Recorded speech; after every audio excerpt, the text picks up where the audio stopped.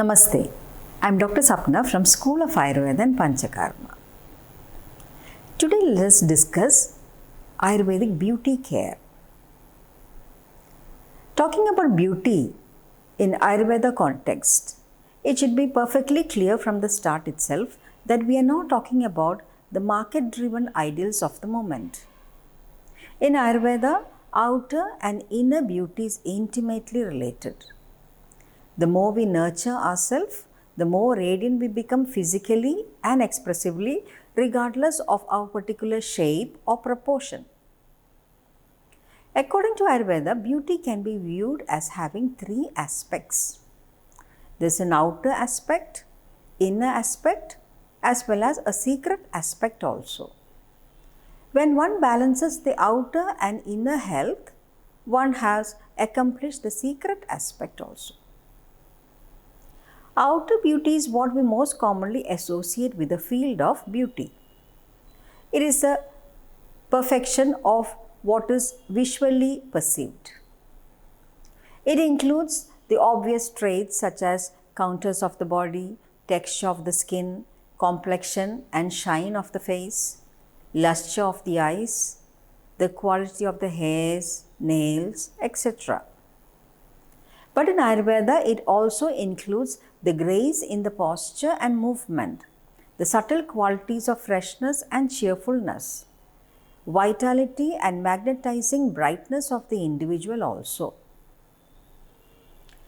Ayurveda has always understood beauty to be the product of general physical health and appropriate daily care. It is not just a cosmetic event. That is why in Ayurveda, there's a lot of emphasis on the daily routine to understand the body and how we have to live in that day. It has a lot of impact on the shine which we have outside. The emphasis is on self-knowledge and development of positive routines and habits that literally will bring out the best in us. So Ayurveda is actually teaching us how to identify one's body and how to balance it through proper diet and lifestyle, because in Ayurveda every individual is unique, so difficult to follow a standard. So the faster we know who we are, it is easy to balance our health. Thereby we start to get a shine coming outside. So this helps us to preserve our youth and vitality even when we grow older. So the external beauty in Ayurveda is a reflection of the health of the body internally. Now talking about inner beauty. It is related to inner qualities of the being, including emotional states and mental abilities also. Like physical qualities, they are largely determined at birth and are considered to be the result of actions and aspirations from the previous lives also. As physical forms can be molded by following a proper diet and lifestyle, we can also train our mind to cultivate positive states of being. Just like the body can be purified and strengthened to make it outwardly more beautiful, so can the mind be tamed and disciplined. The start of this process is to begin to accept who we are and try to truly care for and appreciate ourselves. By training the mind to relax while concentrating, helps us to be alert and more aware in the moment. Now talking about the secret aspect of beauty. It refers to the energy, insight, and inspirations it takes to balance the inner and outer aspects. To develop this special quality, it takes some time. We need a lot of patience and willingness to learn from our experiences. This is the mark of real maturity that ripens into deep lasting beauty that is experienced from within. According to Ayurveda, every individual is unique. All the living things in this world, actually they are very beautiful. Every living thing have a shine inside. More the inner beauty is balanced, automatically the outside features become good quality, and thereby we automatically have a glow coming outside, which normally we use the word aura for that. More internal imbalances happening, which is affecting the inside health of the body, gradually the glow which is coming outside will become dull. And this aura is needed not only to give that beauty and the shine, it is also an energy which is helping us to protect from the whole environment. So in Ayurveda, beauty is the reflection of the inside health of the body. So it's not only physical health, it is also mental health as well as emotional health also. So all these health is reflected in the shine which we see externally. To understand these concepts of beauty care in Ayurveda, of course we need to understand the basic principles of Ayurveda, which includes the Pancha Mahabhuta concept as well as Three Dosha concept. So those who are new to Ayurveda, we have already done another video about basic principles of Ayurveda. So you can refer those videos to get better understanding of the basic principles of Ayurveda. So just to concise it for you, the Pancha Mahabhuta concept is explaining that the whole universe is made up of 5 elements called Akash, Vayu, Agni, Jala and Prithvi. Akash is the space element, Vayu is the air element, Agni is the fire, Jala is for the water element and Prithvi is the earth element. So which means every body is actually made up of 5 elements, and all the functions of the body is actually controlled through 3 forces called doshas, called Vata, Pitta and Kapha. So Vata is the main force which is controlling breathing, movement, nervous system.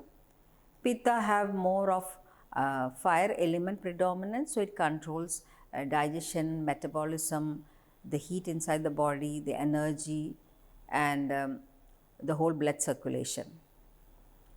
Kapha have more of earth and water element predominant, so it controls the structure, stability and immune system. And not only that, it also controls the musculature, lubrication, liquids inside the body also. So every body is made up of 5 elements and every body functioning with the help of 3 doshas. The only difference between people is the proportion of these elements and the doshas. And these doshas are in a balance. We have health and disease is an imbalanced state of these 3 energies. And every body have particular doshas predominant that creates particular features for their body as well as their behavior, which is called body type, or in Sanskrit we call it as Prakriti. So according to Ayurvedic view, every individual in this world is actually unique.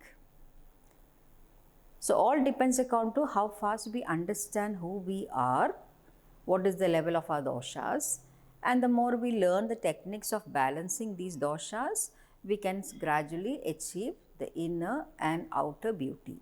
And inner and outside is balanced, gradually we can accomplish the secret aspect of the beauty also.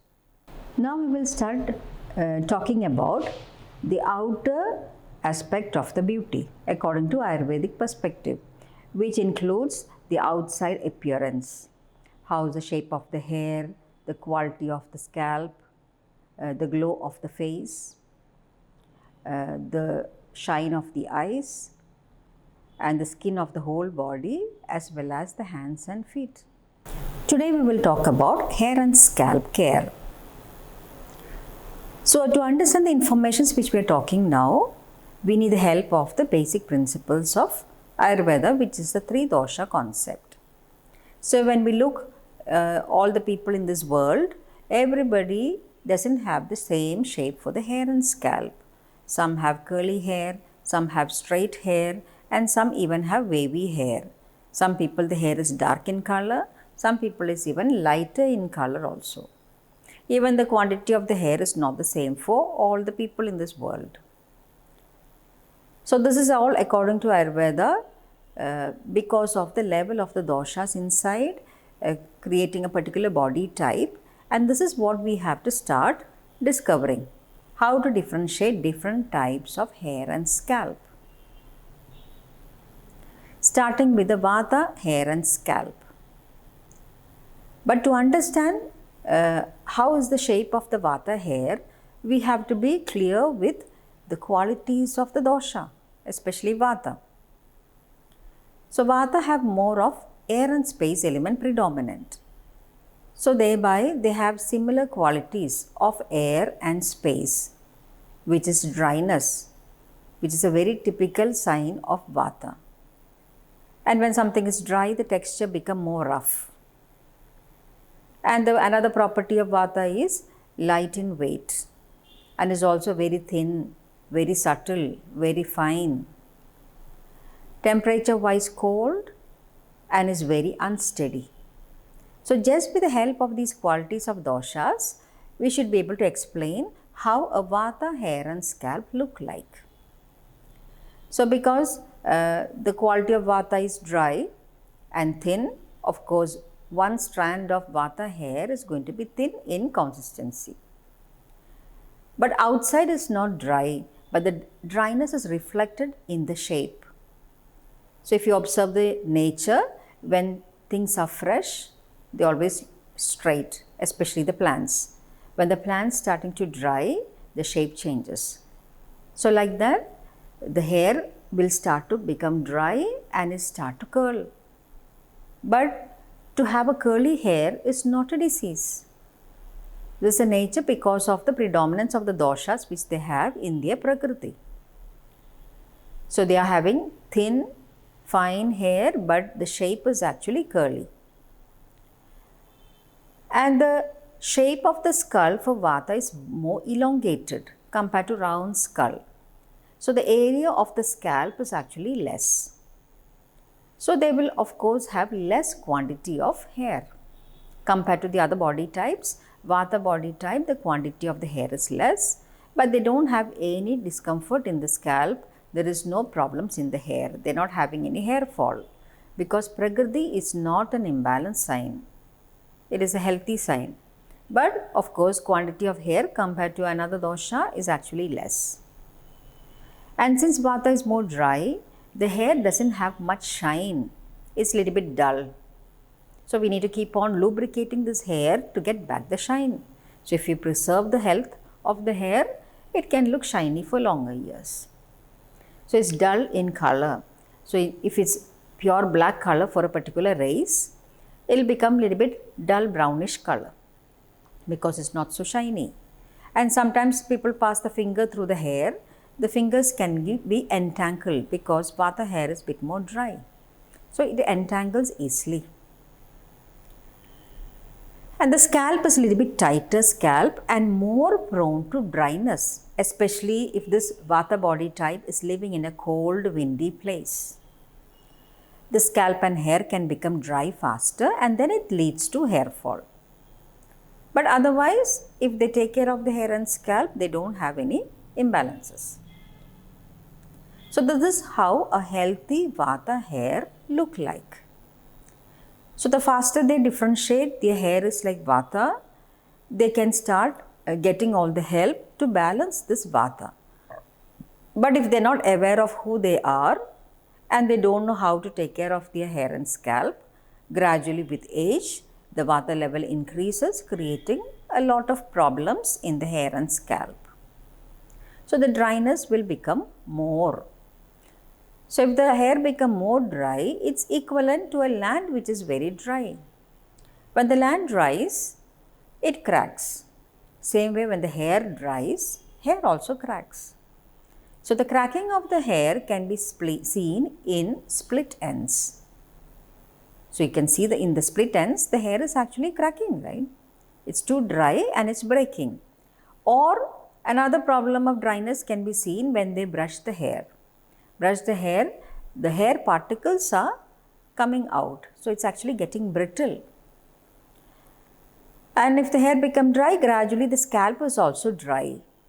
So when the scalp dries, it creates a very common problem which is for many people nowadays, especially that is called as dandruff. It's dry and people scratch and these dry flaky things comes out. So this is telling that the scalp is very dry. And when the scalp dries, actually the skull shrinking and thereby creates a lot of pain in the head. So usually elderly people exposed to cold wind, they always complain with pain in the head. So in the same way, nowadays youngsters having a lot of vata imbalances, they are not able to tolerate cold from outside and then it creates a lot of headache. So they have intolerance for cold and even the pressure also. They are not able to handle extra pressure from outside. So for example, this person with vata imbalance going to receive a head massage, they always complain it is too painful because they have less tolerance for pain.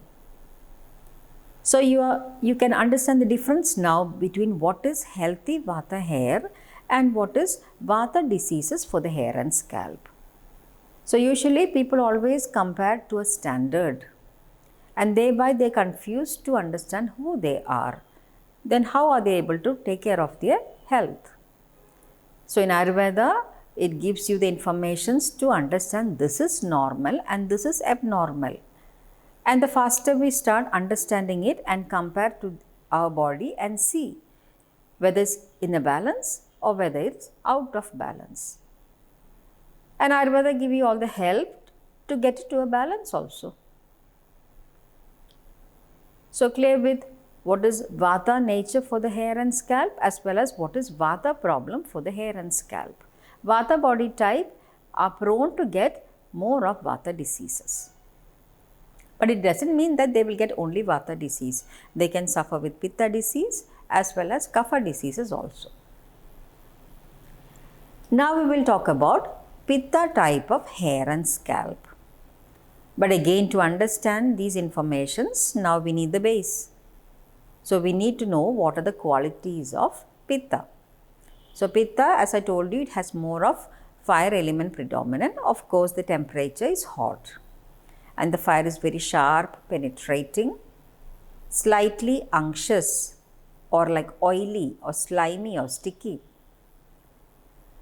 And it's like very fine, subtle and light in weight, having some liquidity as well as bad smell. So just with the help of these qualities of pitta, we should be able to explain how a healthy pitta hair look like. So of course, taking one strand of pitta hair, it is thin, it is very fine, same like vata hair. But vata is also fine, pitta is also fine. So we need to differentiate it. Vata is thin and prone to dryness, which is seen in the shape of curly hair. But pitta is thin but slightly unctuous. So the shape becomes straight, fine, silky hair. And the shape of the skull is like more oval shape and the area on the scalp is more than vata. So of course they have more quantity of hair than vata. But when we look, they have the least amount of hair. If you are looking a vata hair which is more thin, dry, curly, frizzy hair, we can see they have a lot of hair. But if we start counting the number of hair on the head, it is actually less compared to pitta hair. So pitta is thin, straight, fine, silky hair and the fire is even reflected in the color of the hair also. So these are the races who have blonde hair, red hair, and they go to the sun, the color become more and more lighter. So these are all symbolic of pitta prakriti. So it's lighter in color, but you have to compare the color with your own race. Here in our Indian race, we don't have much blonde color, there is no blonde and red color, but the brown color can be classified as lightish shade because majority of the people's hair is black here. And some of the brown, like blackish brownish colored hair, if they are exposed to the sun, slowly it start to become reddish or more lighter in color, symbolic of the pitta prakriti. So they're sensitive to the light. And Vata hair is more dry, but Pitta hair is slightly oily. So more they are under the heat or more the body gets heated, the scalp and hair can become more and more oily, and thereby they will sweat faster. So it's more moist scalp and hair. And touching the scalp, it's very soft, warm and sticky. So as long as the Pitta is within the line, there is no problem. But if the person don't realize their Pitta body type, gradually the Pitta level goes up with age and it leads to plenty of Pitta imbalances. So Pitta is already oily. So too much Pitta is body is getting heated. So it can become more oily, more sweaty, more sticky. So they are actually sweating faster than the others. And imagine this Pitta body type with excess of the sweat exposed to the heat is not washing the hair daily. It can lead to bad smell, which attracts germs. One of the simple germ staying in the scalp, sucking the blood, is called hair lice. So Pitta aggravated body types easily attracts these hair lice. But hair lice are the germs we can see with our eyes. What about the other germs which is invisible? We need a microscope to see. So those germs also get attracted faster to this Pitta head. So they easily prone to get some infections on the scalp like eczema, dermatitis, or it can be just in the form of a boil with pus inside, which is signs of imbalance of Pitta. So the head inside gets heated because Pitta is already fire. And the main place where we can feel the heat is one of the vital point on the head, which is a crown chakra, and that gets heated faster and the hair staying there falls down. So it can lead to early baldness also. Or if the hair is not falling, the color of the hair turns grey very fast. So Pitta diseases can create early baldness as well as early graying also. So simplest comparison for the hair is to the plants. Imagine the earth is so heated, no plant can grow there. So it becomes like a barren land. Or even if the plant is growing there, it fades faster, it dies faster. So same thing is happening when the Pitta level goes up. When the Pitta level goes up, the scalp is heated, either it can create infections or inflammations there, or it can even influence the hair staying there. So it falls off. So these are all some of the Pitta diseases which can happen. Now we will talk about Kapha type of hair and scalp. Again, to understand these informations, we need the qualities of Kapha. Kapha have more of earth and water element predominant. So of course, it is going to be thicker and heavier and is more unctuous, oily, slimy, wet or moist. It's more dense, and because of the heaviness, automatically the weight is, the movements are slow and they are more stable, but the temperature is cold. So just with this information, we should be able to explain how a Kapha hair and scalp look like. So take one strand of Kapha hair, it is very thick, which is different from Vata and Pitta, which is thin. It's thicker, stronger, darker and is even longer. And because of this heaviness, the hair is starting to get like a wave. And the shape of the skull is more round. So they have more area on the scalp compared to Vata and Pitta scalp. So of course, more quantity of hair can grow there. So they have more in volume and each hair is also thicker and stronger. You take it to the sun, it doesn't change the color, and take it to the wind, it doesn't dry faster. So comparatively, the strongest hair, even if you pull the hair, it doesn't break. But we don't know how to balance the kapha level. It will cross the line creating kapha imbalances also. It doesn't mean that the kapha is the best hair.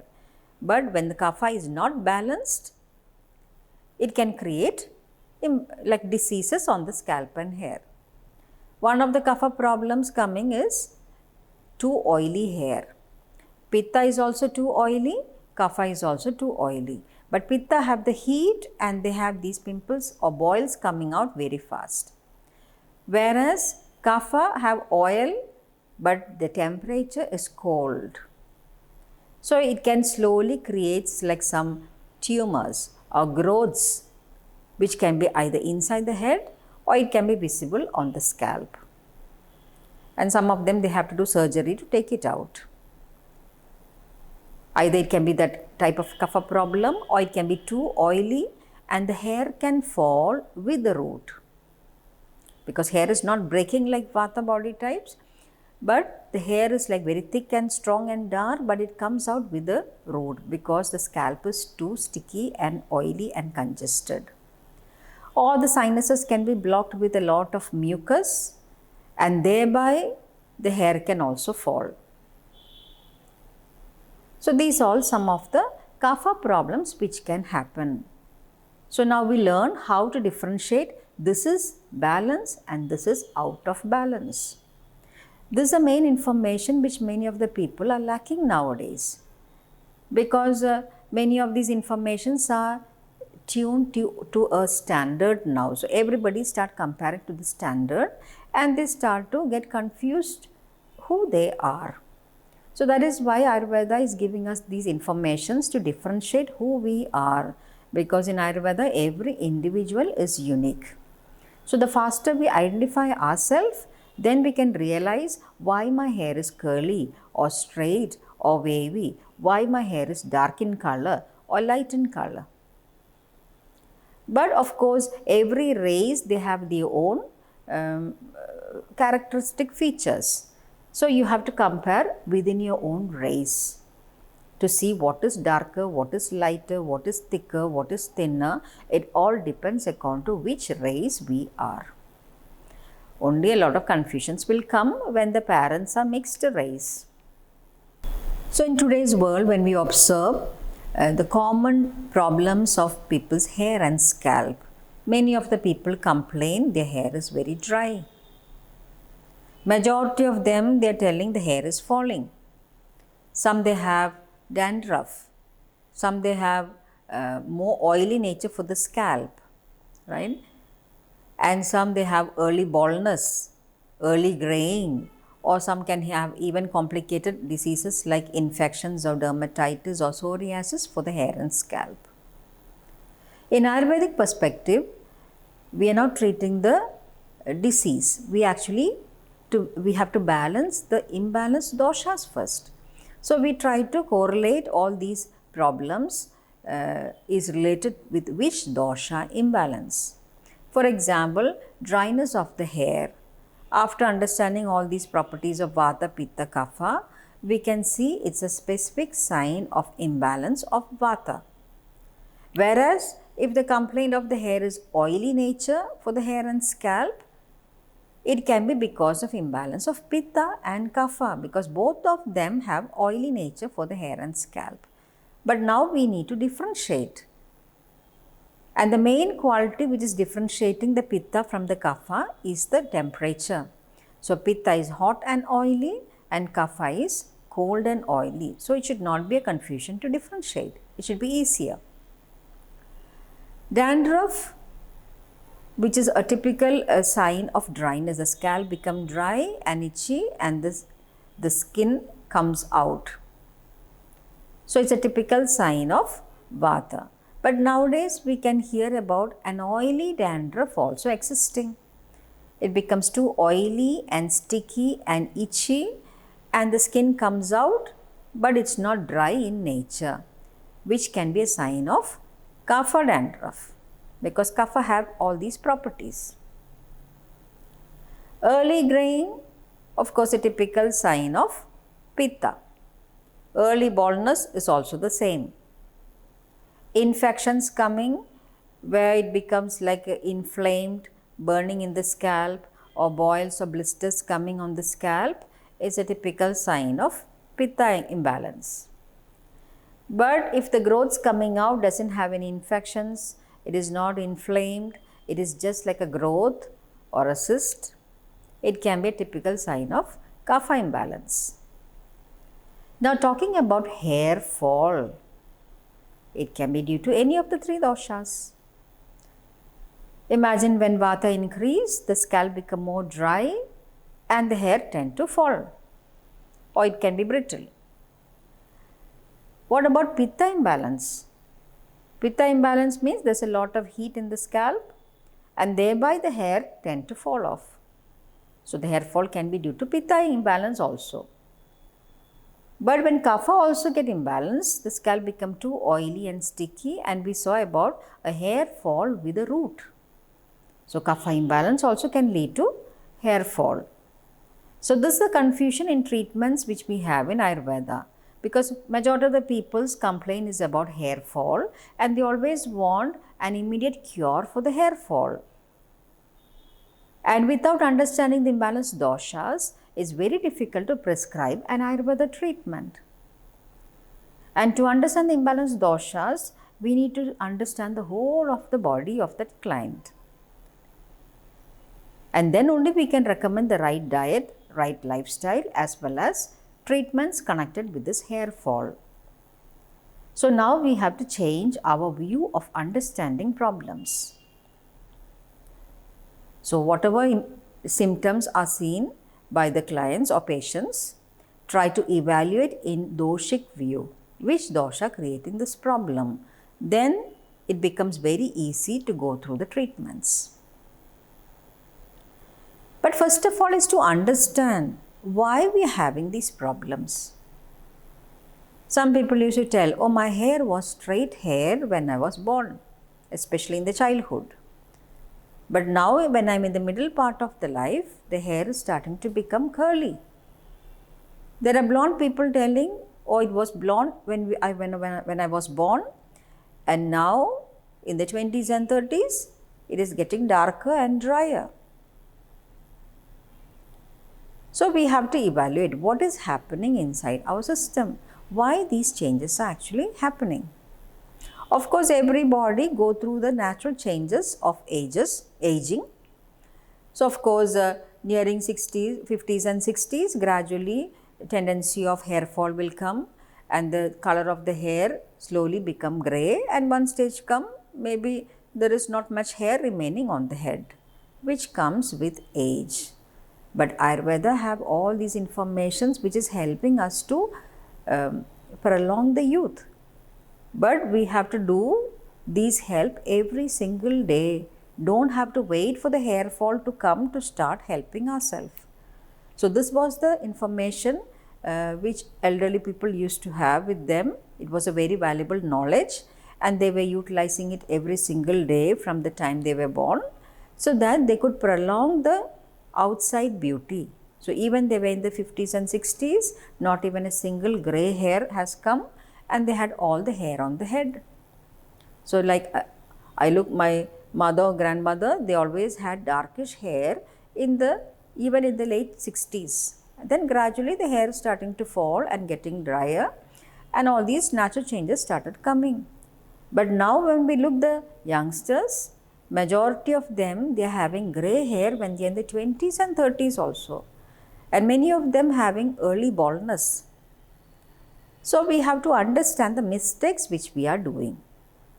So this is the next topic which we have to discuss. What are the reasons for these problems? Why things are changing? So one of the cause we can give to the aging process, which nobody can control. So nobody can stop getting old, but Ayurveda give you all the help to slow down the aging process. So understand who we are and utilize all these knowledge to do it in the daily routine, so that we can slow down the aging process and we can prolong the youth. And this many people not aware. So we are waiting for the problems to come to start helping ourselves. So this can be one of the reason. So of course it was straight hair before, but nearing the 60s and 70s the hair can become curly and the color of the hair changes. Another reason is washing the hair. It's not only about hair, even for the whole body. When we wash the whole body, the body becomes dry. So the precaution is don't wash. So few people nowadays, they don't want to wash the hair every day thinking it's getting dry.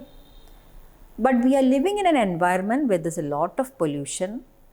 There is maybe too much heat and the person sweat a lot, or they have to go for outside work and coming home sweaty and sticky and dirty. Of course, we need to wash the body every single day. And the shower is the best form of refreshing the whole body and mind. Whenever we are feeling tired and weak, just going and having a shower, it gives us plenty of energy.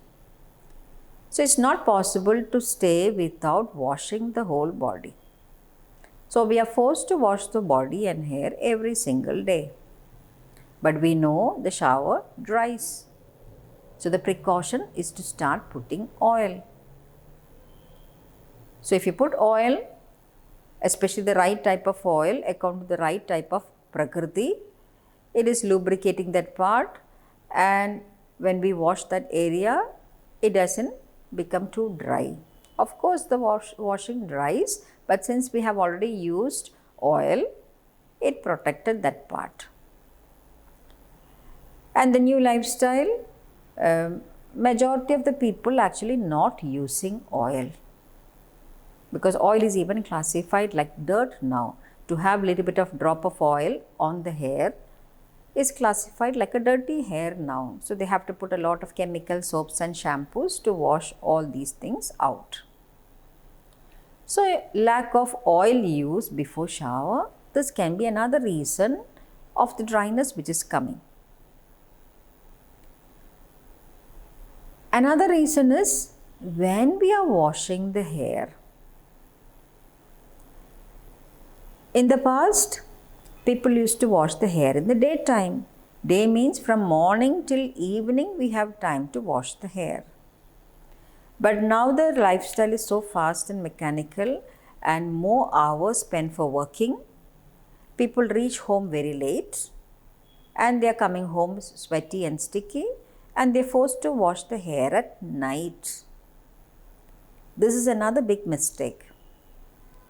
Simply washing the hair regularly at night, in future it can even lead to a brain tumor inside. And majority of the diseases which we are having nowadays is due to wrong lifestyle also. And it's normal to have a lot of mucus accumulated in the sinuses just because of the night shower. So many of the things, the lifestyle changed because of our new routine. So people are washing the hair late at night. Another mistake is they are washing the whole body soon after eating food, which was never done in the past. Because in the past, elderly people used to tell us not to go and wash the whole body soon after eating, or don't go for a swim soon after eating food, because it will slow down the whole digestive mechanism and the food can be converted to toxin. But now we don't have elderly people living in the house because the 3 generations living in 3 different parts of the world, and we are free to do whatever we like. Nobody to scold us.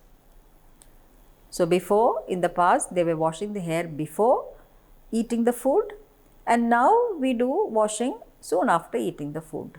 This can be another mistake which can damage the hair. Because all the mucus accumulated in the sinuses, it can even lead to less nourishment for the scalp and the hair tend to fall off. Not only that, even the way of washing the head is wrong nowadays.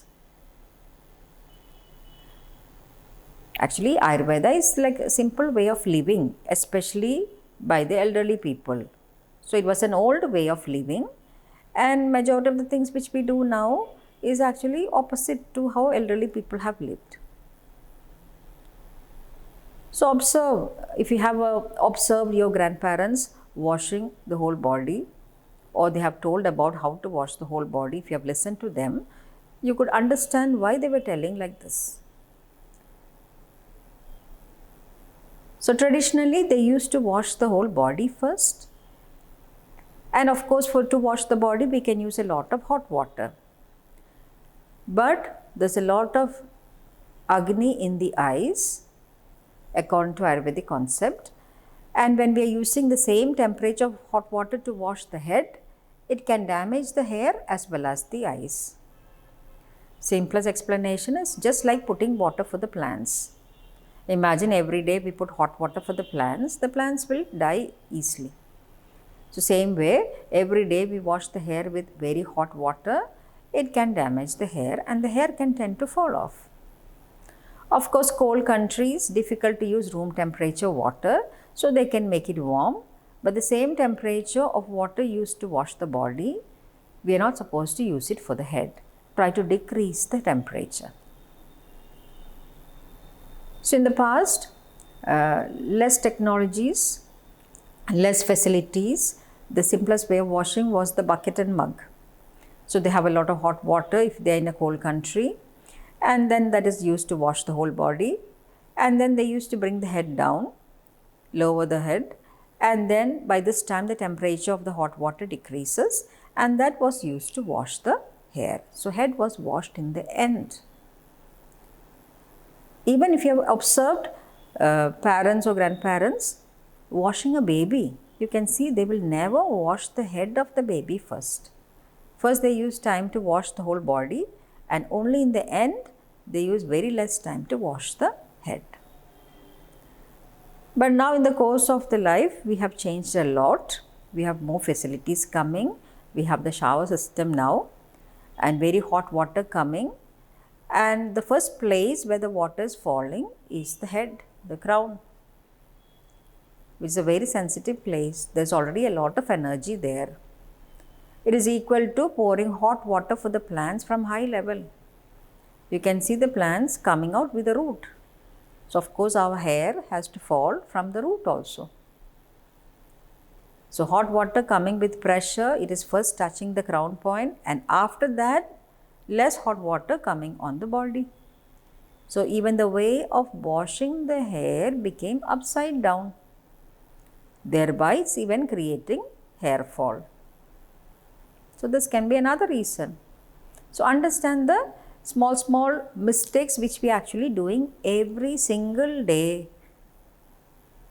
and then stopping to do the mistakes, then we can see a lot of changes going to come. Now the next thing is, after washing the hair, is to wrap the hair. So traditionally they used to bring all the hair behind, and they used to take a thin towel and wrap the hair behind and make like a knot behind the head, so that this towel will get enough time to absorb the water before we dry the hair, so the water doesn't drip here and there. But now when we observe how we are wrapping the hair after washing, is we take a very thick towel and the knot is coming on top, and that is a place where the water is getting drained. But if you observe that area, that is a very sensitive place. For the babies, that point is like pulsating. Imagine we tie a knot for a baby and keep it like that, all the water drained inside the skull, which can create a lot of mucus problems. So you can see a small twist in that way of wrapping, it can lead to diseases in future. It's not coming in 1 day or 2 days course. These type of habits is actually practiced every single day. So gradually in future, it can create some imbalances. So traditionally the knot for the wrap was behind the head, and now we are putting the knot on top of the head. So this can be another reason.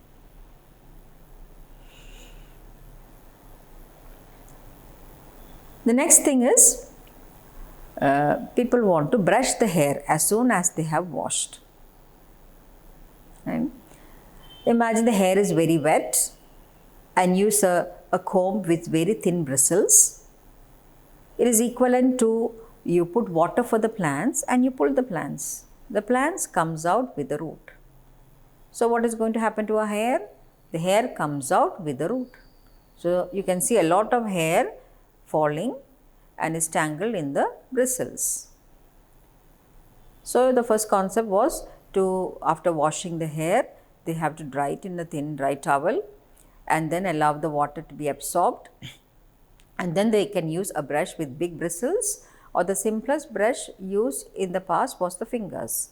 So they use the fingers to detangle before we dry. But now no time to do all these things. So soon after washing the hair using a thin brush, it can create hair fall. And some people, they are washing the hair at night and they are sleeping with this wet hair. They are even wrapping it and keeping it, but the next day morning it can create a lot of fungus in the hair with very bad smell, which can gradually create infections in future. So this is another wrong habit which people are practicing nowadays. So after washing and wrapping the hair, the next step is to dry the hair. So of course we have everything machines are helping us. So we have this hair dryers coming, which is pushing a lot of hot air in the hair and scalp to make it dry, which means we are increasing the vata there. Of course nowadays cool hair dryers are coming, which is better than the hot hair dryers. But these are all new equipments.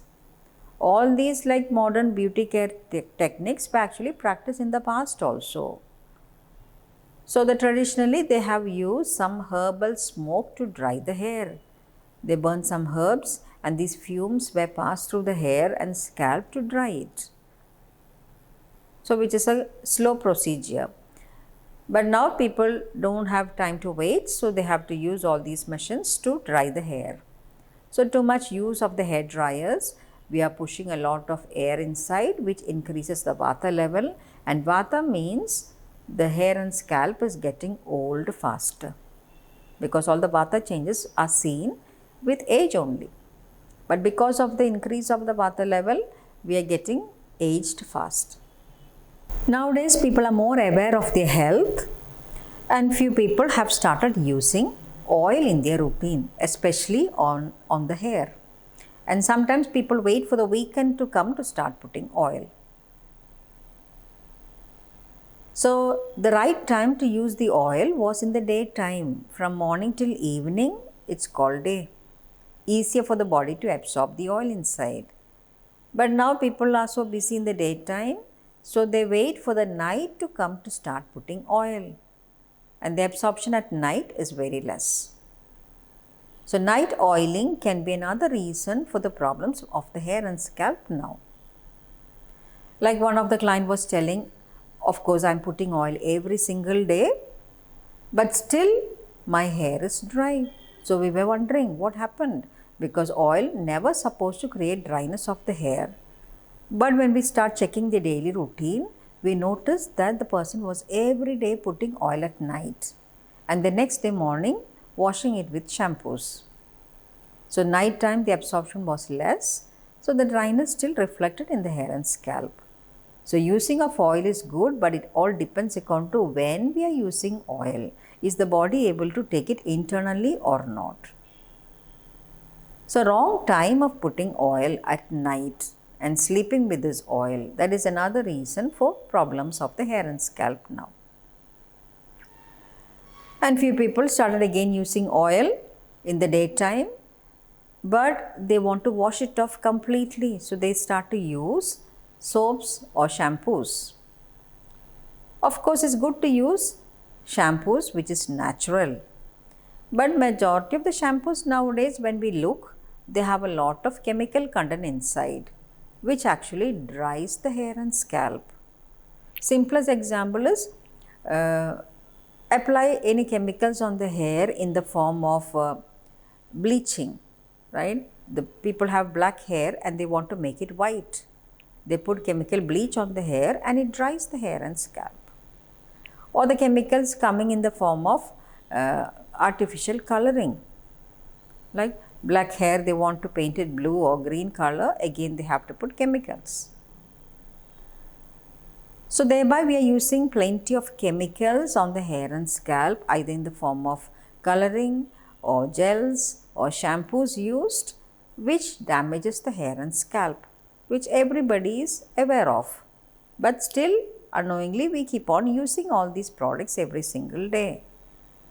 And on top of that, people don't want to use oil now. So no oiling, the body is getting dry every single day, and on top of this we put all these chemical products on the hair and scalp. It ages the hair and scalp very fast. Thereby we are losing a lot of hair. In the past, people understood who they are. They realized why I am having curly hair and why another person is having straight or wavy hair, and they were happy with what they have, and they have done all the techniques which is helping to take care of their body, and thereby they were looking young for longer years. But now we have changed a lot. We are not, majority of the people not happy with what they have. So people with straight hair, they like to make it curly, and people with curly hair like to make it straight.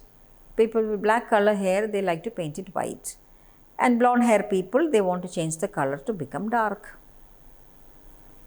So of course we need to give extra heat. So all the heaters, chemicals applied is actually slowly damaging the hair and scalp. So all depends according to how good quality is the hair and scalp. In the past means less technologies, and their people's mind were very strong, and they were not getting carried away with all these things happening outside them. But now we have plenty of all these things happening outside, and our mind is not so strong, so we get easily influenced with many of these things. So majority of the people have gone through all these process at least once in our life, and they could see the hair fall is like coming, and we are all struggling to get back the hair on the head now.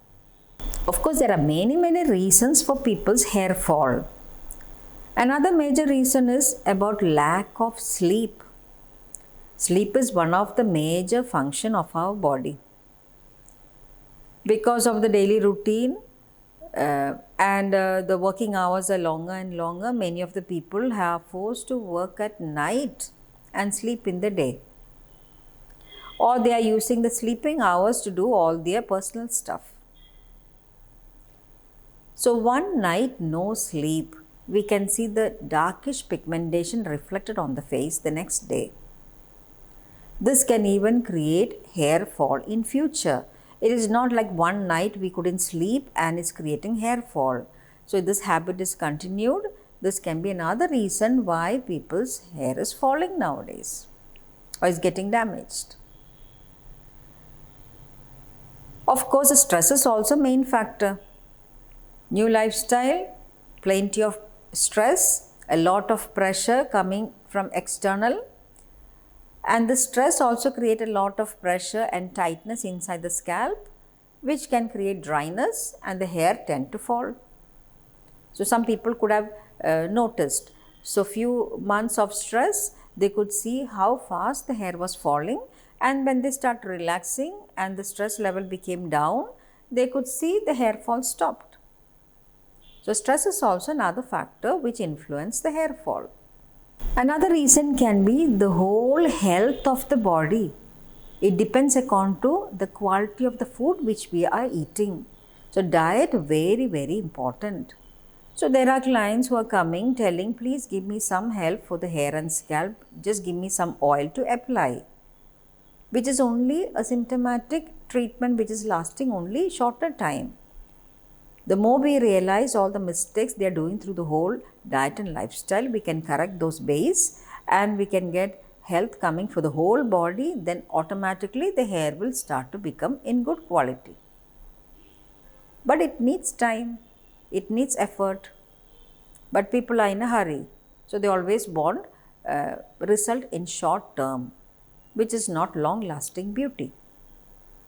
So that is why majority of the people, few of the people nowadays don't have enough time and effort to go through all these process, and they run behind all these modern technological things to replace the hair now. And on top of all these causes, the place where we are living is also contributing to the health of the hair and scalp. And of course, you can see the difference between people living in a cold country and a warm country. More they are living in a cold country, they are exposed to more of the cold, and some of the places are very windy. It dries the hair and scalp faster. The skin gets wrinkled faster and the hair tend to fall. But we cannot prescribe a treatment to go and change the country. So people living in the cold places, they have to take more care of their hair and scalp so that it doesn't create problems or it doesn't damage the hair and scalp. So place is also one of the factor influencing the hair. In the past, environment was very clean, the earth was very clean, so everybody could benefit from this environment. But now we can see a lot of pollution coming from the factories and dust and vehicles, and we are exposed to all these pollutions, which is also gradually damaging the whole quality of our health inside. At the same time, our glow is becoming dull. So we are losing our aura just by living in this polluted environment. So every individual have to take their own part, own share of cleaning up the mess from the earth and make it more cleaner environment so that everybody can benefit from this place. So we could see there's a lot of reasons behind people's hair and scalp problem. People think that I'm doing all these mistakes only for shorter time, or I'm doing only small quantity of chemicals applied on the hair, but gradually the duration become longer and longer. It will become equivalent to a person who is receiving chemotherapy or radiation as a treatment. A lot of chemicals injected in their blood in shorter duration, or a lot of radiations applied on their body in shorter duration. You can see in the first week itself the hair tend to fall. The same result is seen when we use chemicals or radiations in small quantity for longer years also. So these are all the reasons why we see a lot of aging signs happening in the hair and scalp, which is actually affecting our beauty, right? So we describe 3 types of hair and scalp: Vata hair, Pitta hair, Kapha hair. When you are comparing the strength of the hair, we can see Kapha is the strongest hair. Even you pull it, it doesn't break. Take it to the wind, take it to the sun, it doesn't change the color and it doesn't dry. But if you want to see which hair is beautiful, we can see all these 3 hair is actually beautiful. Vata hair is beautiful, Pitta hair is beautiful, Kapha hair is also beautiful, but all depends whether it's in a balance or not. Even though Kapha is the strongest hair, but if it is not in a balance, it can create imbalances in the hair and scalp. Even the hair tend to fall for them. So it all depends according to whether these doshas are in a balance or out of balance, and all these factors which we are doing almost every single day is influencing the level of these doshas. So the first line of treatment is stop doing the cause. Imagine we have continued doing all these mistakes and we intend to do all the good treatments for the hair and scalp. The effect is actually seen very less. So first of all is to realize the daily mistakes which we are doing. Otherwise, we don't realize it's a mistake. We actually do it every single day without even thinking.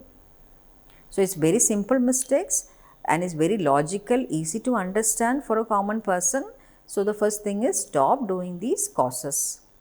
And then we start to give help for our hair and scalp. We can see the changes going to come. But of course, the age is a very, very big factor. Younger we are and realize all these mistakes and help ourselves, we can get back the youth very fast. But the person is in the 70s and 80s and they want to bring back all the hair on the head, it is not so easy, but it's not impossible either. So there's always a positive outlook for the healing process. What we have to do of course we have to do, and the remaining we have to leave it to the nature to get all these, to see all the changes going to come.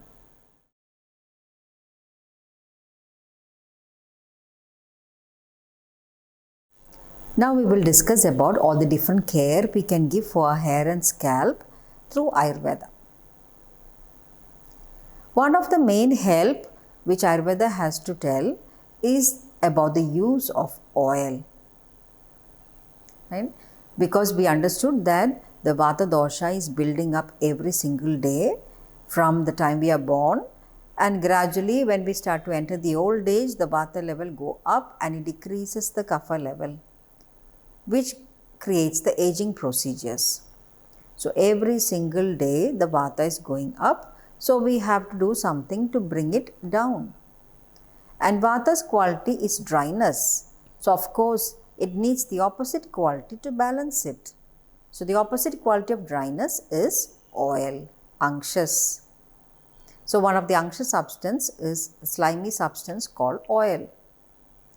It's the same edible oil which we are taking internally. It can be the oil from your own place. In India, of course, there are different types of climates also. South India, it's more hot. So of course, the quality of the oil is cooler. That is why we use more of coconut oil. But when you go up North India, the climate is more cooler there. Thereby they use some warm oil like sesame oil, sunflower oil. Like that, cold countries, other countries, they can use almond oil, olive oil, which is more like neutral. So whichever is your unrefined cooking oil can be applied on the hair and scalp also. And now we know when we have to use oil. Whole of the daytime there is energy of the sun and our digestive mechanism is stronger. So we have more absorption happening in the daytime. So daytime we can use the oil and the body can absorb it internally compared to using oil at night. Of course, we can use oil at night, but the amount of oil should be very less because the absorption is less. But that is only for a purpose, especially for those people who have difficulty to get sleep, they can put few drops of oil on the head. But majority of the oiling on the head is actually happening in the daytime. So from morning till evening, we have time to put oil. The best time is the middle part of the day, which is happening before the lunch time. But majority of the people will be at work.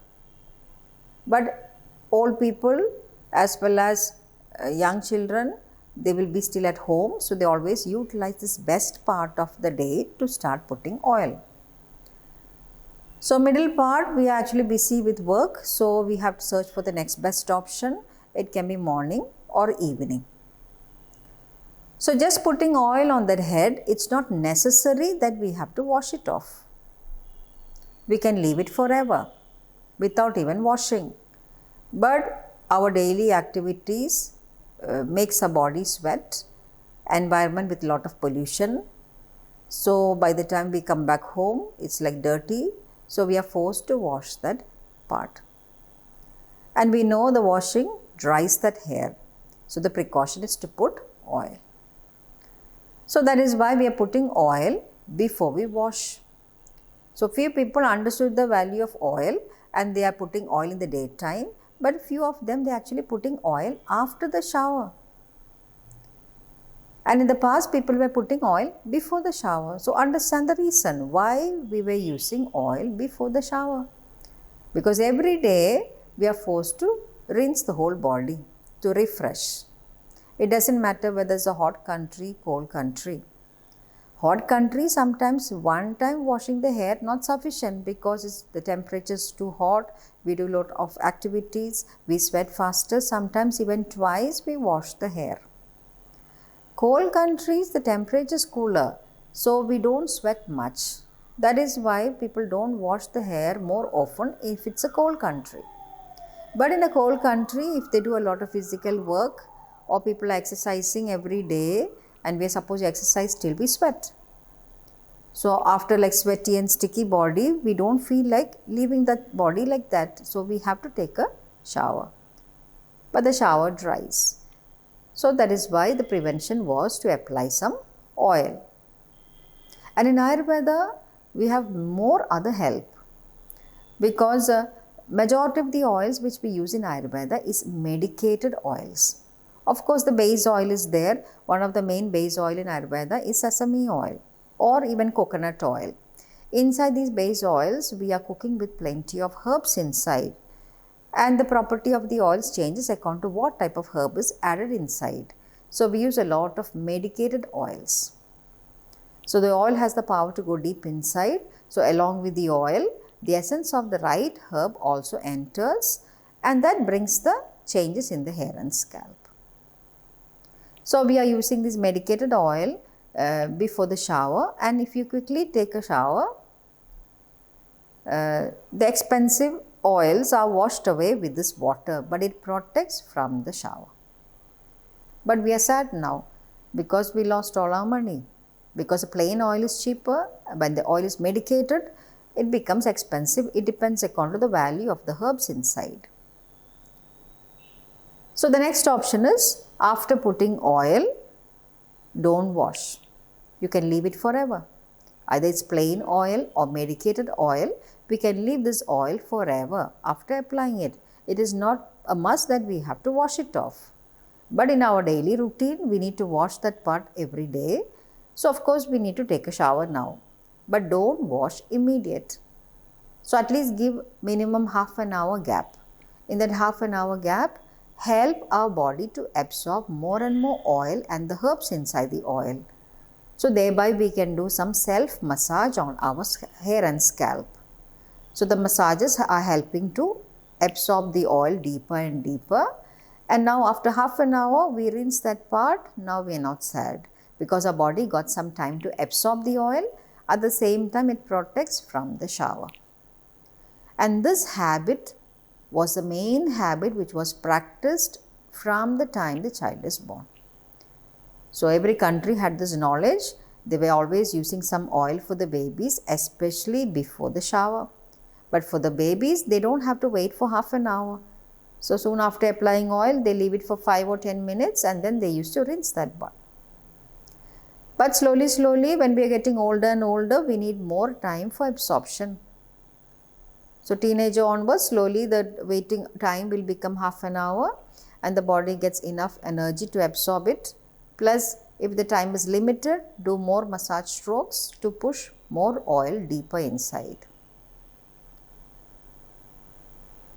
So this main habit is actually missing for majority of the people now. Some people are waiting just for the weekend to come, and once they put oil, they put double quantity of chemical shampoos to remove all the oil content from that part, and thereby we don't see much changes happening for the hair and scalp. So the main help is about putting oil for the hair and scalp, and you are going through all these efforts, so better change the plain oil to medicated oils. So we have a few medicated oils described in Ayurveda. One of the commonly used oil for hair growing is called Neeli Bringadi oil.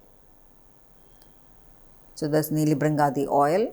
Another one which is called Chembaratyadi oil, where one of the ingredients is hibiscus, which is also very good for hair growing.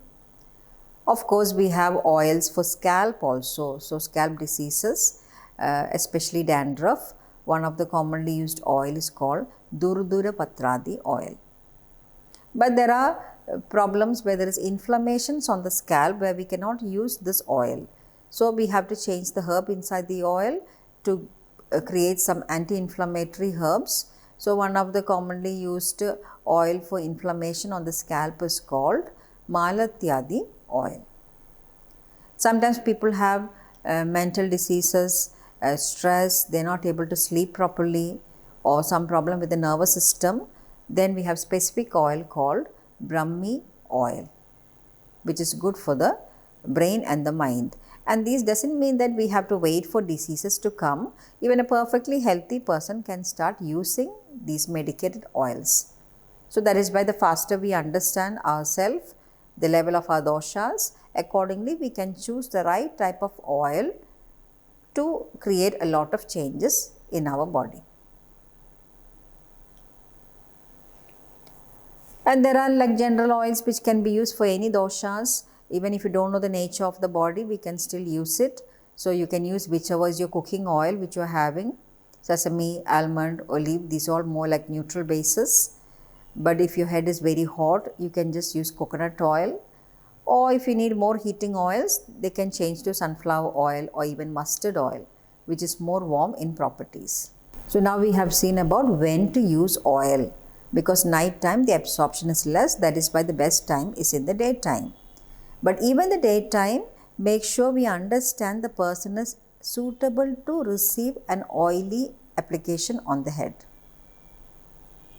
So there are some indications like mucus is there, the person is feeling feverish, there is no digestive mechanism happening, they're not feeling hungry, the tongue have thick white coating, which is all signs of less absorption. During this time, we are not supposed to apply oil on the head. Otherwise, this problem will get worse and it can convert it to fever. So these are like contraindications connected with oiling on the head. Even though we know the daytime is the best time to do oiling treatment, still in the day also make sure the client is suitable to do oily application.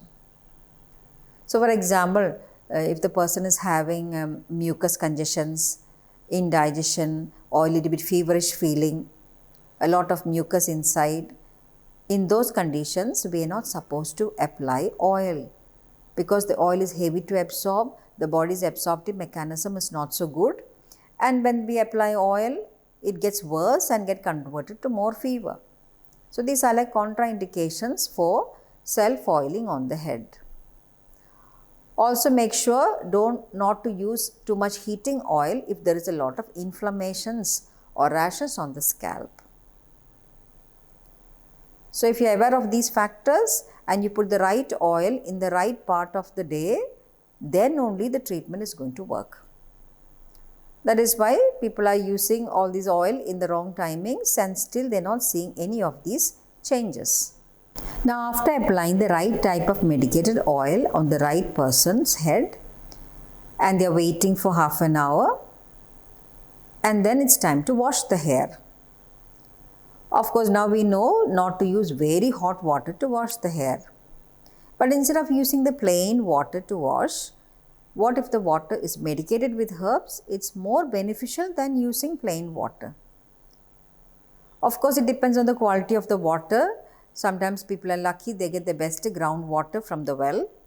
But many of the cities, the water is like purified with a lot of chemicals and chlorine inside, which is gradually damaging the quality of the hair and scalp.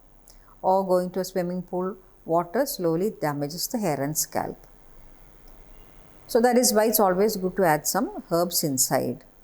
One of the commonly used herb in Ayurveda is amla, or another herb which is called triphala, where one of the ingredient is amla.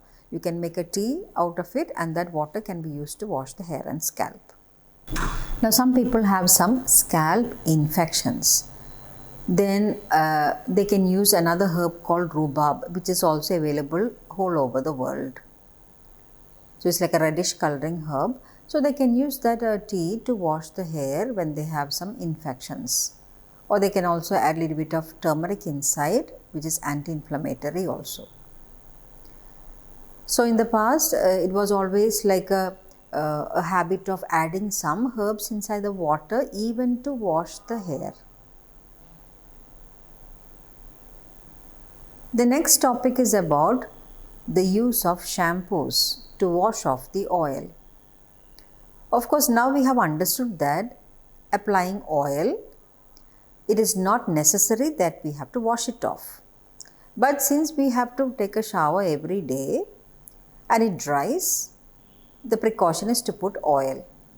So just the water is enough to wash off the excess of the oil, and the remaining oil is staying on the hair, which is like a protection or conditioning for the hair.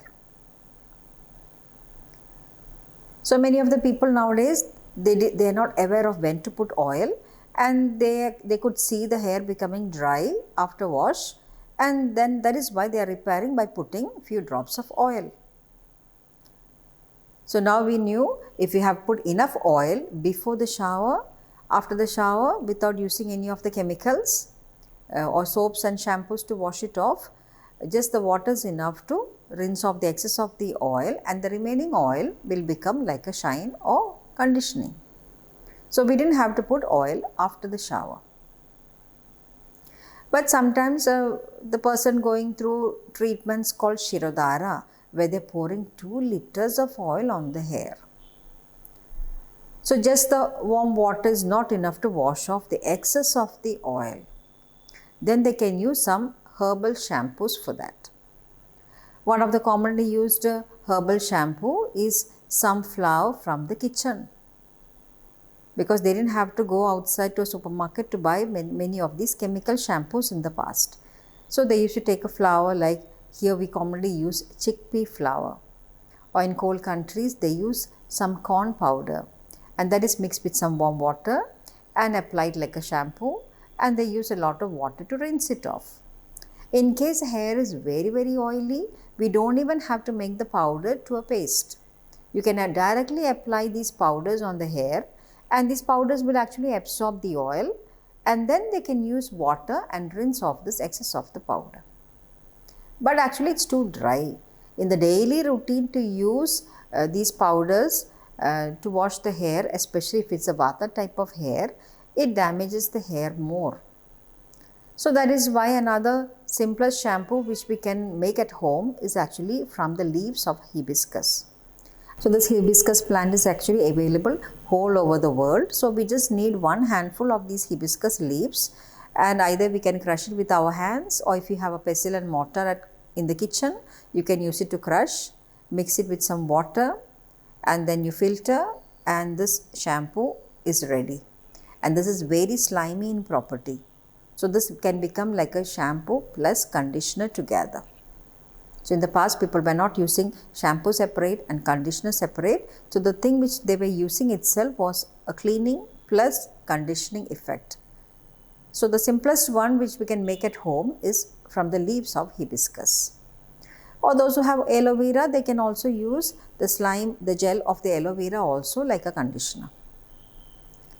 So these type of shampoos, we can use it almost every single day, because it is not damaging the hair and scalp like the chemical shampoos which we have nowadays. So the quality of the shampoo is deciding whether we can use these things regularly or not. Talking about conditioners, first of all, the oil itself is the best conditioner also. So the oil is actually protecting from the shower. It is actually removing the dirt from that area, at the same time conditioning that place also. But only psychologically people think oil is dirt and oil doesn't clean. So for these people who don't believe in oil, the simplest example I can give you is about cleaning the makeup. If we use all the modern soaps and face wash to wash the makeup become like a mess, and the dirt is still sticking on the skin. So the simplest way of cleaning up the makeup is they use cotton and few drops of any of your oils, and that oil is like going to each and every cell and removing the dirt, and it becomes clean, which everybody have experienced it. So the cleanest soap is actually oil. So we just need water to rinse it off. So once in a while, when the oil content is getting more and more for some people's hair, getting more oily scalp, so they can use these natural shampoos which we have discussed just now. And on top of these, you can use extra conditioners also. Either hibiscus is also a conditioner. Another conditioner which we just spoke now is about the gel of aloe vera, that is also used as conditioners. Or another conditioner is even coming from the egg white. That is why some of the shampoos you can see they have one of the ingredient as egg white. So the white of the egg is very slimy in property, which is a best conditioner for the hair and scalp. But those who are pure vegetarian, they can refer to other products which we were telling you. Another simple conditioner we can prepare from home is by using starch water. The grain rice, you boil it, and there is still some water remaining once the rice is cooked, that is filtered, and we have to leave it overnight. So when you leave this liquid overnight, it becomes very thick in consistency and it looks exactly like a normal conditioner which you buy in the market. But it's not so perfumatic like the modern conditioners. It is still having the original smell of the starch water. And that conditioner is also applied for the hair and scalp. So these type of natural conditioners, you can use it every single day and make it like a habit, and then gradually you can see the changes starting to come for the hair and scalp. So these small tips, many of you can actually use it in your daily routine, right? So now you have understood how to differentiate different types of hair and scalp. You understood the knowledge of using oil, why in Ayurveda we have different medicated oils used for different conditions, when we have to use oil, and how to know the person is suitable to do this oiling, and then why it should be done before the shower, why we don't have to use oil after the shower, because we still have the remnants of this oil remaining on that hair and scalp. So all these knowledge is there with you. So slowly start using it, and then you can see the changes coming for your hair and scalp. But if you understand the benefits of oiling on the head, it becomes more encouraging for everybody to start making this as a habit. So simply applying oil on the whole of the hair and scalp, it is actually relaxing and rejuvenation for that part. If somebody else apply the oil for our head, it's more relaxing. So it's always good to go and receive head massage with few drops of oil from somebody else to regenerate ourselves. But we cannot receive it every day in a week. So at least in the weekends we can go and receive a head massage, but the remaining days we need to do self massage for our head. So use the right oil, right timing, and then apply the oil and then give the massage strokes, so that these strokes will help to push the oil deeper and deeper. So of course it has to nourish the hair and scalp. The scalp is well nourished, only then the hair will start to grow better and better, and it gives like a shine and glow for the hair. So it improves the whole quality of the hair. But to get this benefit, first whatever is the dosha imbalance, we have to cure it, and then we stay healthy and then maintain this procedure. Then we start to get good quality shine for the hair and scalp.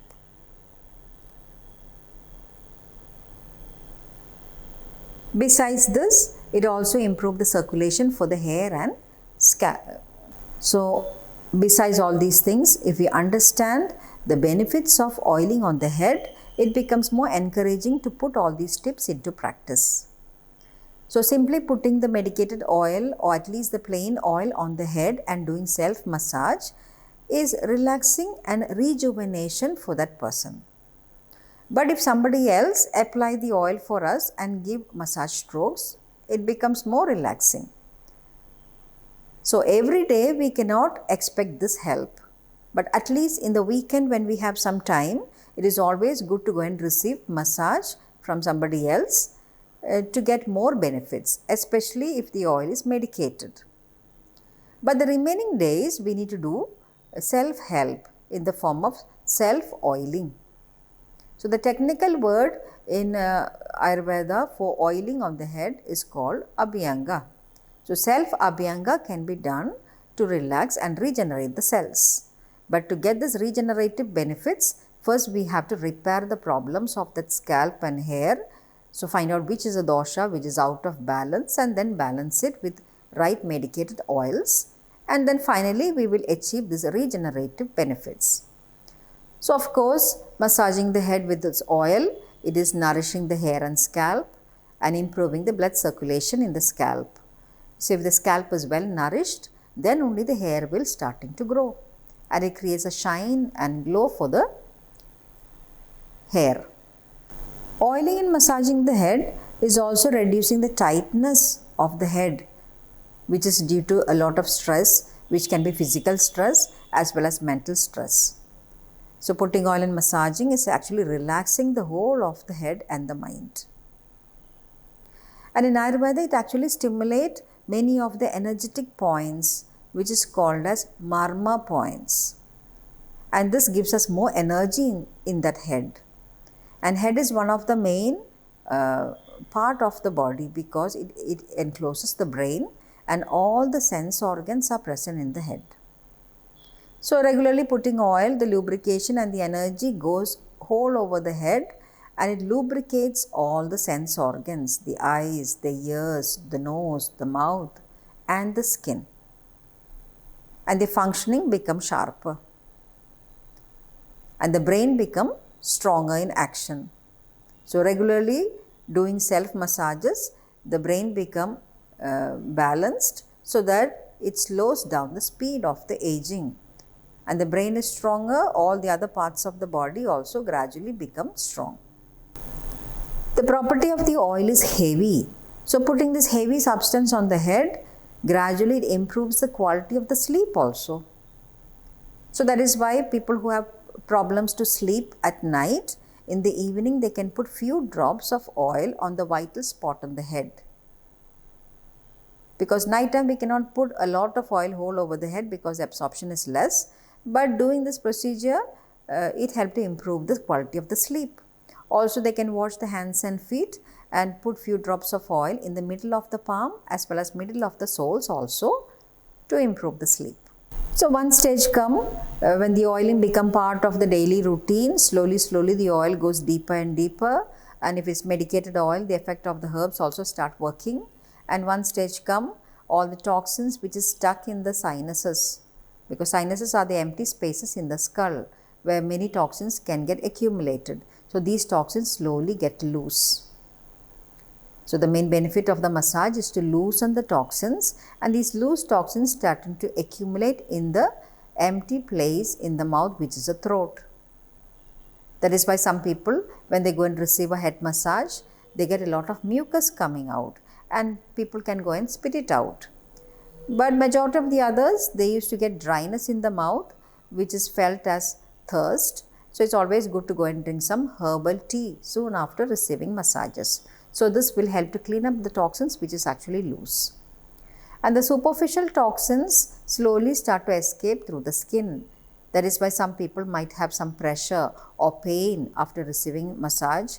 Some after putting oil, they might have some pimples coming out which creates itching sensation, which is actually signs of toxins getting out of the body through these openings. So more and more toxins goes out. One stage come, the inside become cleaner, then we see the shine outside. So lubricating the head every single day, slowly the effect goes to the whole of the skull, and the main place where we see the aging sign is the forehead, where there's a lot of lines coming and pigmentations coming on the forehead. They all become lighter and the wrinkles disappears. But not in 1 day and 2 days, only when oil become part of the daily routine, then only we see all these changes. But we are living in a world where there is a drop of oil on the head, that head is classified as dirty because the concept of beauty is upside down now. In our grandparents' time, when they were there and they see our blow-dried frizzy hair, the first question they ask us is, do you have something wrong with your health? And the quality of the hair is reflecting the health of that person. So that is why they have a lot of dryness and frizzy nature for the hair. So they always need a shine of the oil, then only we can see that that hair is healthy hair. Whereas in the new lifestyle, a drop of oil on their hair, that hair is classified as dirty, and we have to put all the chemical shampoos to remove even the drop of the oil and make it blow dried, frizzy, vata aggravated hair is classified as beautiful now.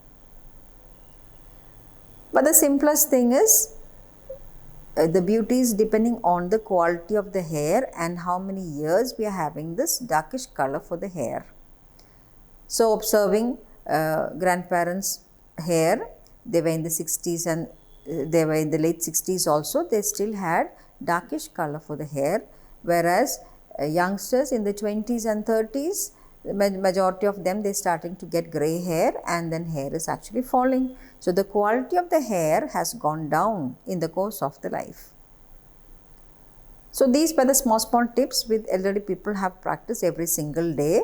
So they could keep the quality of the hair for longer years, and which of course make them look younger for the age. So of course we are free to choose which way to go, whether we need good quality hair for longer years, or we lose the hair young and replace with all the artificial hair. So we are free to choose. So the outside appearance is actually the reflection of the inside health of that body. So simply to get healthy hair, there is no shortcut. So we have to work on the whole health of the inside body, and then one stage will come, you see the result outside. So this is why we say the beauty is the reflection of the inside health of the body. So every individual in this world is actually beautiful, but all depends according to how we maintain ourselves, how we preserve the balance of the three doshas. So we have discussed these tips of oiling the hair, self massages, going and receiving head massage from another person with oil, use of herbal teas to wash the hair and scalp, the concept of using shampoos and conditioners. These are all helping us to slow down this process of aging, but not in 1 day and 2 days. Besides all these help, another help which we can do for our hair and scalp is about using a mask or a pack for the hair. So oil is one form of nourishment, and maybe 2 or 3 times in a week we can use this herbal hair mask. One of the main ingredients of the hair pack is henna, which is a plant called Lawsonia inermis. So this herb is having coloring property. At the same time, it nourishes and conditions the hair and scalp also.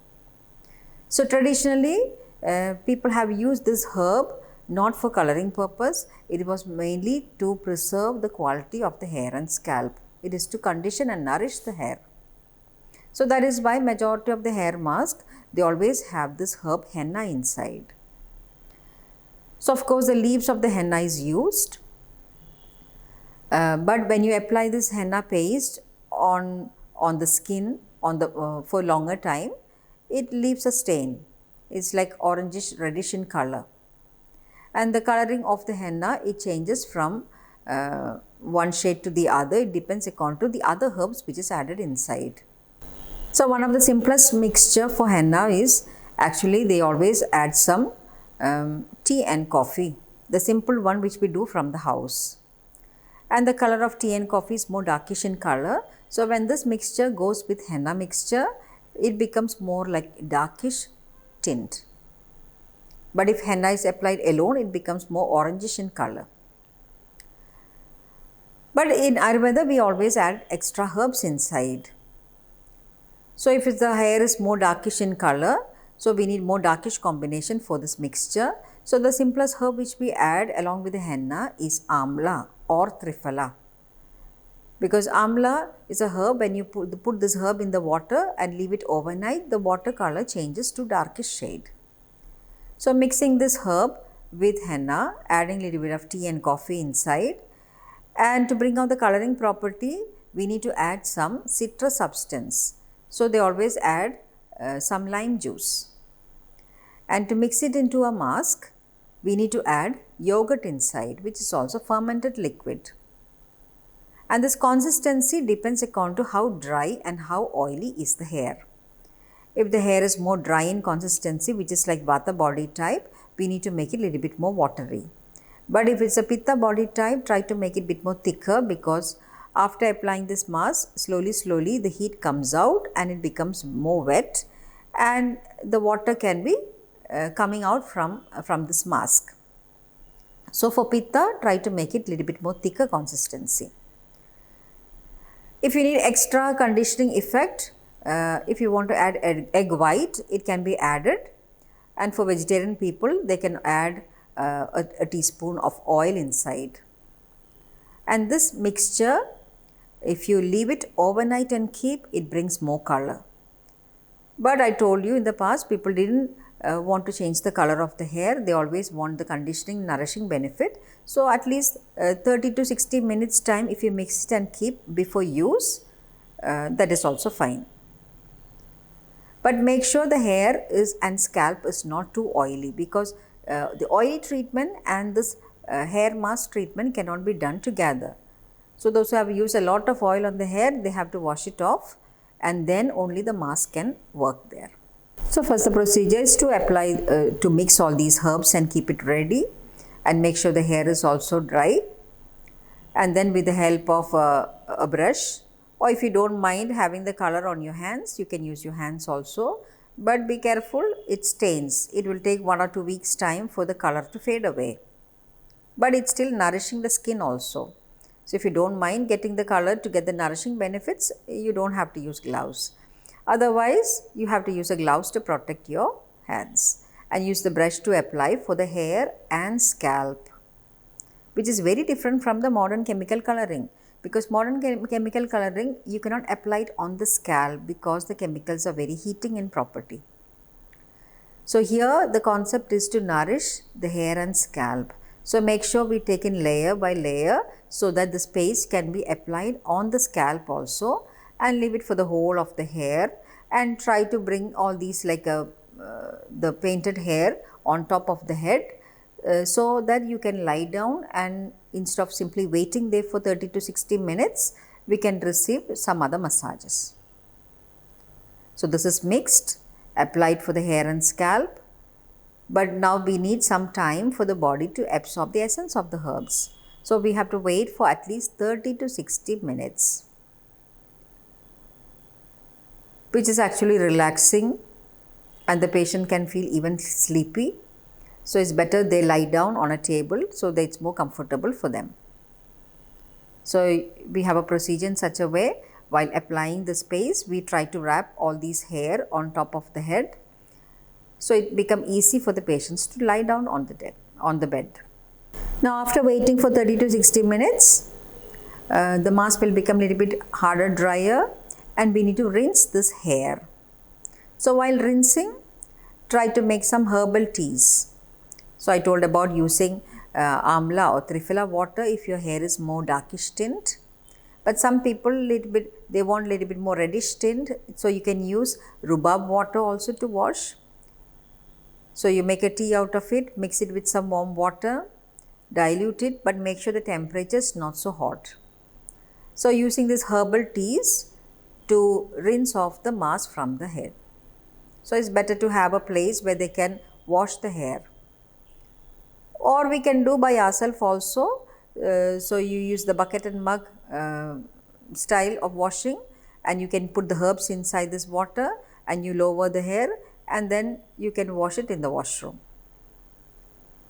And it's not so easy to remove all these particles from the hair. There will be still some powder remaining, but too much use of water, we can feel that the hair is actually getting dry. So that is why it's a right time to start putting some hibiscus conditioner, which is like a shampoo plus conditioner together. So we have to start preparing some hibiscus conditioner also by crushing the hibiscus leaves, as we told before, and use this water and wait for 5 minutes. And after 5 minutes, use the herbal tea again to rinse it off. So don't rinse off all the conditioners. So leave some conditioner there, so it doesn't make the hair too dry. So after the washing is finished, use a thin dry towel. We are from Kerala, so in Kerala we have specific towels called Kerala towels. It's very thin consistency, it's cotton, so it's very easy to absorb the water from that area. So, and learn the traditional way of wrapping. So you bring all the hair behind and they put the knot behind, and now the towel has to do its job. So all the water which is dripping, it has to be absorbed. Leave maybe 5 to 10 minutes, and then slowly you can unwrap it. And once it's unwrapped, you can see a little bit of powder still remaining on the hair. So we use our fingers to remove the tangles and slowly try to bring the powder out, but the hair is still wet. The water is not dripping, but the hair is not dry yet. So to dry it, we need to do the herbal fumigation. So that is why majority of the houses we have a smoking pot, a clay pot with a lot of holes, and we need to put some coal inside, make the coal red hot, and add the herbs called frankincense, which is like a resin of the herb called Boswellia serrata. I think you might have noticed this herb in the church. A person carrying a pot with all the fumes coming out, they are using frankincense. Here we have plenty of other herbs. Frankincense is used. We can use turmeric or camphor, neem leaves, basil leaves, all these things dried, we can use it for smoking purpose. So these fumes actually pass through the hair, which actually dries. So we need to apply these fumes for another 5 or maximum 10 minutes. So the moisture will be absorbed and then it makes the hair dry, but not super dry like a modern hair dryer. So all these help which we told you now, actually we can practice for ourselves from the house itself. If you have the right medicated oil, you can put by yourself. If you have the herbs which we discussed for the hair mask, you can apply it by yourself. Prepare the herbal tea and you wash it. Make the herbal conditioner which is of hibiscus or aloe vera that can be used, and you know how to wrap it. And by the time when the towel is doing its job, you can start making the coal and sprinkle some frankincense or camphor over that, and the fumes are created and you apply on the hair. But to do all these things, we need to find some time. Sometimes all the techniques difficult to do it every single day, but at least in the weekend find some time to do all these help. Or maximum you can do 2 or 3 times in a week, especially when we have problems. Now to understand the benefits of this herbal fumes compared to the modern hair dryer. Of course, both of them dries. But if you want to dry the hair more, of course we have to use the blow dryer itself, because the herbal fumigation will take some time and it's not super dry. But the extra advantage of the herbal fumigation is that it is having that smell. But again depends according to whether you like the smell of the frankincense or not. But it gives like a good fragrance for the hair and scalp, which is not coming from the modern hair dryer. Besides that, have you ever wondered why the smoke is applied in the church? Not only the church, if you have gone to all the other religious places like the church, like the temple, the mosque, in all these places, there is like always herbal fumes working there, which is actually to purify the negative energy and is also killing the germs. So that is why in all the energetic places where people keep on visiting there to get more energy from these places, the energy become down, so we need to recharge that place. So that is why these herbal fumes are applied there. So here applying the herbal fumes, it's killing the germs. At the same time, protect the head, because when you observe our whole body, head is the main place which is absorbing the energy of the nature. So we always need to protect that part. So herbal fumes applied there is also helping to protect the negative energy entering the head. At the same time, if people have dermatitis or psoriasis on the head, they can apply these fumes to kill the germs also. So these are the plus points of using herbal fumes. And many of these herbal stuff, people think it is a lot of effort to do. But once you start practicing it, you can see how easy it is to do all these treatments at home itself. Now talking about the benefits of henna mask or hair pack. In Sanskrit we call it as shiro lepa. Lepa is like a paste applied on the shiras. So it's called shiro lepa. So one of the benefit is it's more relaxing and it regenerates the cells. It is also calming down the mind, which is very different from the chemical coloring, because on the chemical coloring day, difficult to get proper sleep and the scalp gets overheated and is damaging the hair and scalp. So opposite to that, the natural coloring, it is actually giving the color, at the same time conditioning the hair and scalp also. At the same time cooling down the scalp, calming down the mind, as well as improving the sleep. So looking the benefits of hair mask, especially where we are using henna. It is nourishing and conditioning that part, because people didn't use henna mask more for coloring purpose. Of course it was used, but majority of them they were using for conditioning and nourishing. And if you want the color faster, of course we need to depend on chemical coloring, because for the coloring property of henna, you need more effort, more time. Sometimes you have to mix the ingredients and keep it overnight and leave it on the head for 1 or 2 hours. And you have to repeat this procedure more often. Then only the color will be lasting. So if people are like so impatient, they want to change the color of the hair very fast. That is why they are depending on chemical coloring. But majority of the people use the henna for nourishing and conditioning effect. So it is relaxing on that day. It cools down the scalp. Of course, it cools down and calms down the mind also. So it's very good for people who have stress. So it's on that day they can relax and calm down. At the same time, as long as the henna color stays on that part, it is actually protecting that area from negative energy. And henna is also having power to kill the germs. So people who have like scalp problems, regularly using henna, it can help to reduce their skin diseases. For those people who don't like to have a darkish tint for the henna, they can add rhubarb, so it creates more reddish tint, especially for people with red hair. So they can add some rhubarb also inside, which is also good for scalp problems. So in the past, people didn't mind having that orangish color for the hair, especially for people who have grey hair, because they wanted to repair the problems of the hair and scalp. And people didn't wait for the grey hair to come to start doing these treatments. From the teenager onwards, once in a week, we used to actually apply these herbs, grinded the henna and added these herbs from the kitchen, and then we used to apply on the hair and scalp and leave it for half an hour, and then we used to have some herbal teas to wash. But henna mask, we didn't have time to do it every day, and it's too much to do it every day.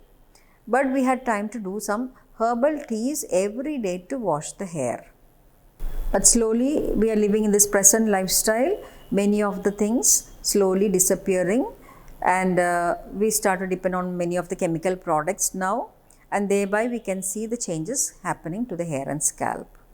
But when we look our parents and grandparents' time, they didn't have much of these artificial stuff, and they were using all these natural things from the house and every day, and thereby the quality of the hair and scalp is longer, even in the 60s and 70s also. So start putting all these simple tips which I have told you in your daily routine, and then finally one day you can see all the changes happening for your hair and scalp, because there are many simple things which we can do in our daily routine. So from all these informations which I told you, first of all is to understand the mistakes which we were doing in our daily routine, right? And start understanding who we are. So at least we become happy with what we have. We know beyond a certain stage we cannot change. We can only balance it. So understanding ourselves and be happy with who we are, and then start giving the help to preserve the quality of the health. And that becomes a big change. So now in the daytime, try to find at least half an hour time so that we can start to apply some medicated oil on the head. Now Ayurvedic oils are available all over the world, right? So use a little bit of medicated oil. If you have more imbalances and you know how to understand the imbalance, then you can choose the right type of medicated oil on the head. Or beginners, sometimes we need some help of Ayurvedic consultations, and then choose the right oil and start using it. But make sure we are not putting all these oil at night time. So you can use the oiling, give some time for half an hour time. You can have time to make some medicated teas ready. Some of the herbs we just have to soak it overnight. Don't even have time to need time to boil it. Just soak some herbs overnight and the water become medicated. You can use that water to wash the hair every day. Whenever you have some time, try to make some herbal shampoos ready. And some of the natural stuff, once it is used, maybe you can store it in the fridge for few days and again start preparing it in the weekend for the next week. Start practicing some mind exercise relaxation techniques, which is also helping to improve the glow of the hair and scalp. And at least once in a week minimum, try to make the hair mask, which is another form of care for the hair and scalp. So putting all these things in your practices, you can gradually get the result and the benefits of this valuable information. So hope the session was informative for you, and I hope whoever is watching, you will use all these techniques in your daily practices and try to send us your feedbacks. So thank you.